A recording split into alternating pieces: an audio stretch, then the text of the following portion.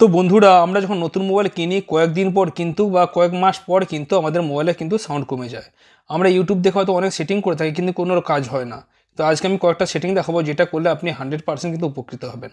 তার জন্য ভিডিওটা প্রথম থেকে শেষ পর্যন্ত দেখতে থাকুন। আর যদি ভালো লাগে তো লাইক কমেন্ট শেয়ার করে এবং চ্যানেলটিকে সাবস্ক্রাইব করে রাখুন।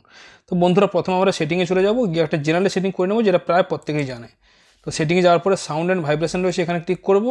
করার পরে এখানে রিংটোন রয়েছে, এখানে ক্লিক করবো। করার পর বন্ধুরা, রিংটোনের ভলিউম যদি কম থাকে এটাকে আমরা বাড়িয়ে নেব। এরপরে আমরা মূল সেটিংয়ে যাব। তো বন্ধুরা, মূল সেটিংয়ে যাওয়ার জন্য আমাদের সেটিংয়ে যেতে হবে। যাওয়ার পরে আমাদের নিচে দিয়ে চলে আসবো। আসার পরে এখান থেকে অ্যাবাউট ফোন অপশানে ক্লিক করব। করার পরে বন্ধুরা, আমরা এখান থেকে সফটওয়্যার ইনফরমেশান রয়েছে, এখানে ক্লিক করব।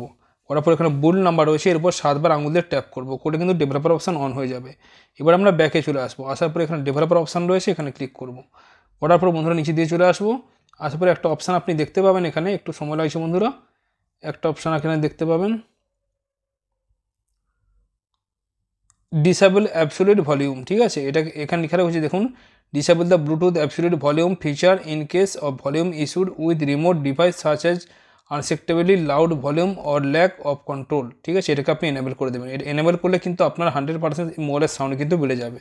তো ভিডিওটি কেমন লাগলো কমেন্টে জানাতে ভুলবেন না। ভালো থাকুন, সুস্থ থাকুন।